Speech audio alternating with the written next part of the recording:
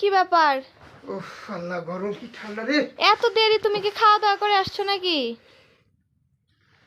খাওয়াটা কি রাস্তা সবসময় পড়ে থাকে যে রাস্তায় মানে বুক, তোমরা সবসময় কথা বলো কেন যে খাই আসছো নাকি খাই আসছো না কেন?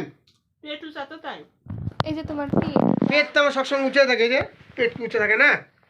কেন ভাত নাই? ছেলেপিলে সব খাই দিয়েছো? বাচ্চাদেরকে ভাত খাইয়ে দিলাম, শীতের রাত তো, এতক্ষণ বসে থাকতে পারবে না ওরা।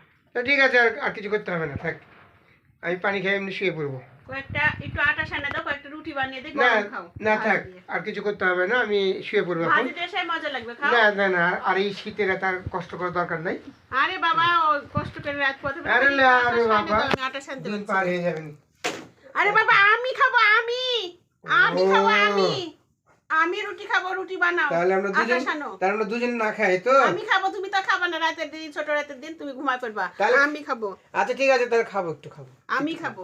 আচ্ছা আমি আটা ছানছি, আপনারা কিছু মনে করেন না, আমি আটা ছানছি। সারাদিন কাজ করে এসে আটা ছানবো, রুটি বেলবো, খাওয়াই দেবো। আমি খাবো, আমি ভাজি দিয়া।